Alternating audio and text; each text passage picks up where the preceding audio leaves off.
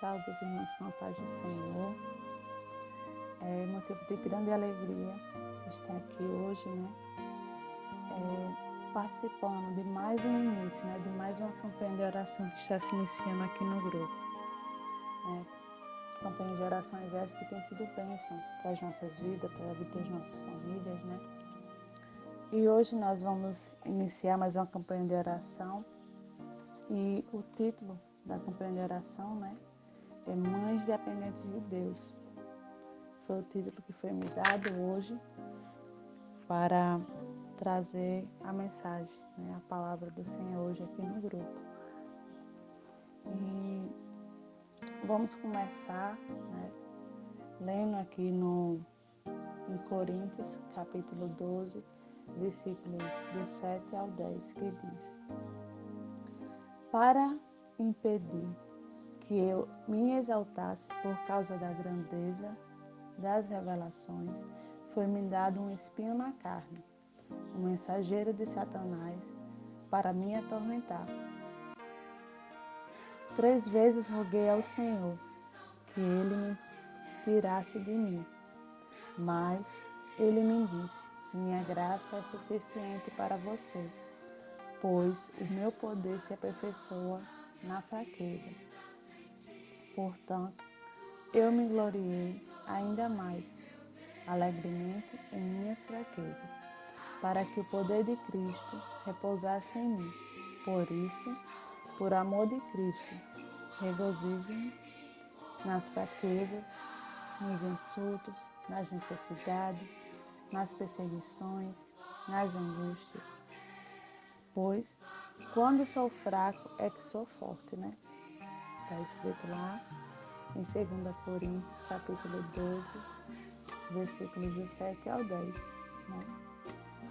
Paulo, ele era um fariseu, estudado, poderoso, respeitado por todos e por muitos temido pelos cristãos. Mas depois que Cristo o tocou, ele se transformou em um cristão pobre, desprezado, tido como louco e perseguido por aqueles que respeitavam antes da sua conversão. Diante dessas transformações, podemos dizer que, aos olhos humanos, a vida de Paulo piorou muito. Mas isso não importava, porque Paulo tinha uma visão espiritual das coisas. Vamos ler em Filipenses, capítulo 3, versículo 4 ao 11, que diz: Embora eu mesmo tivesse razões para ter tal confiança, se alguém pensa que ter razão para confiar na carne, eu ainda mais circuncidado no 8º dia de vida, pertencesse ao povo de Israel, à tribo de Benjamim, verdadeiro hebreu. Quanto à lei, fariseu, quanto ao zelo, perseguidor da igreja, quanto à justiça, que há na lei, irrepreensível. Mas o que para mim era lucro, passei a considerar perda por causa de Cristo. Mais do que isso, considero tudo como perda, comparando com a suprema grandeza do conhecimento de Cristo Jesus, meu Senhor, por cuja causa perdi todas as coisas. Eu as considero como estercos, para poder ganhar a Cristo e ser considerado nele, não tendo a minha própria justiça, mas procede da lei, mas a sua ressurreição e a participação em seu sofrimento tornou-me como ele em sua morte, para, de algumas formas, alcançar a ressurreição dentre os mortos. Diante disso, podemos nos perguntar: qual era o segredo de Paulo? Porque ele não se abalava com as coisas ruins que aconteciam em sua vida? A resposta é: Paulo dependia de Deus. certa vez ele disse: fui crucificado com Cristo, assim já não sou eu quem vive, mas Cristo vive em mim. A vida que agora vivo no corpo, vivo-a pela fé no Filho de Deus, que me amou e se entregou por mim. Está escrito lá em Gálatas, capítulo 2, versículo 20. Paulo aprendeu a depender de Deus em tudo. E ao analisarmos a passagem, acima de 2 Coríntios, capítulo 12, os versículos do 7 ao 10, podemos ver 4 coisas que nos ensinam a depender de Deus. A primeira, os espinhos nos levam a depender de Deus. Lá em 2 Coríntios, capítulo 12, versículo 7 diz: e para que não se exalte pela existência das revelações, foi-me dado um espinho na carne, a saber, um mensageiro de Satanás, para me esbofetear, a fim de não me exaltar. As lutas que enfrentamos durante a vida são como os espinhos. E quando estávamos nesta terra, teremos que lidar com elas.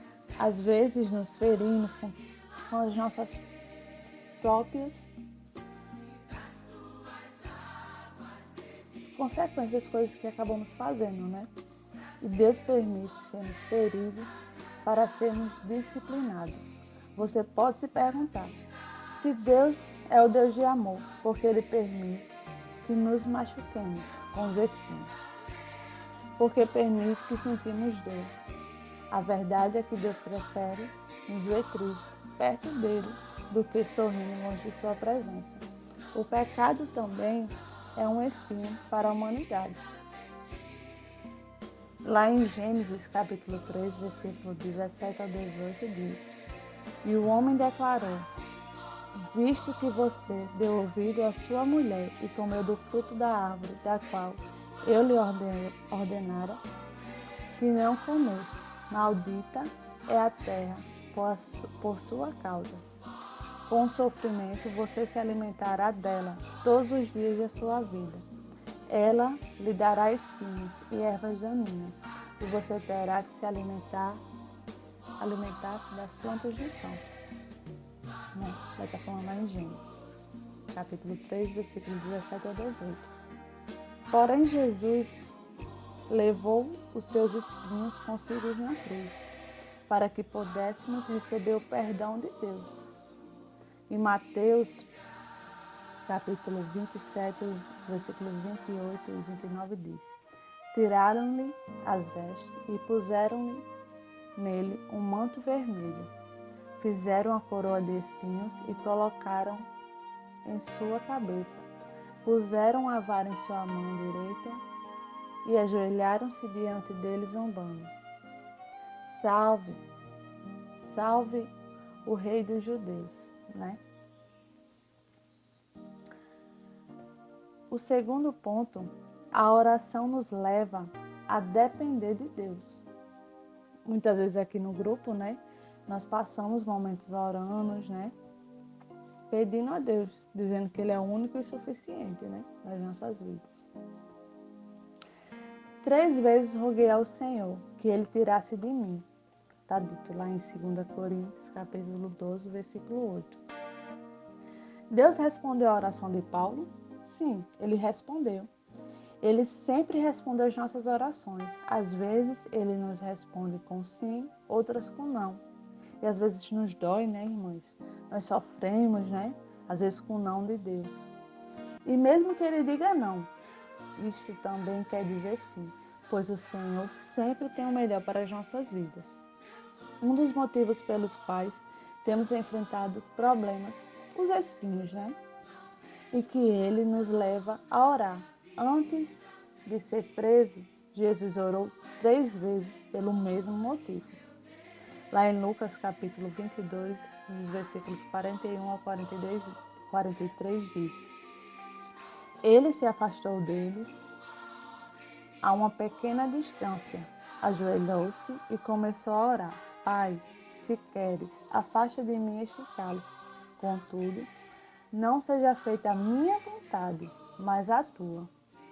Aparece-lhe então um anjo do céu que o fortalecia. Que bom, né, irmãs? Saber que a vontade de Deus prevaleceu. Jesus sofreu por um breve momento, mas ele ressuscitou ao terceiro dia e nos trouxe o perdão, cura, libertação e salvação. Isso só foi possível porque ele aprendeu do Pai em todos os momentos. Assim como Jesus, devemos estar dispostos a ouvir, a aceitar qualquer resposta. Mesmo que às vezes não seja aquela resposta que a gente queria, né, irmãs, ouvir, né?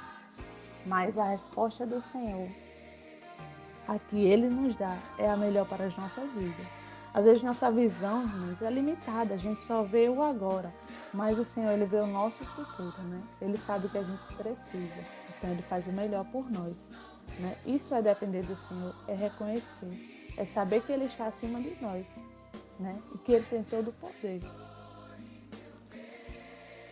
Vamos lá. O terceiro ponto. Viver na graça nos leva a depender de Deus. Está escrito lá em 2 Coríntios, capítulo 12, versículo 9, que diz: Mas ele me disse, minha graça é suficiente para você, pois o meu poder se aperfeiçoa na fraqueza. Portanto, eu me gloriarei ainda mais alegremente em minhas fraquezas, para que o poder de Cristo repouse em mim. Tudo o que precisamos é da graça de Deus. Ela é suficiente, ela nos basta. A graça do Senhor nos ajuda para o nosso momento de fraqueza. Quando você está fraco, o diabo quer que você se levante sozinho. Ele quer que você anule o sacrifício de Jesus, que ele fez lá na cruz, né? Mas se você se apoiar na graça de Deus, o nome de Cristo será exaltado e Satanás será derrotado.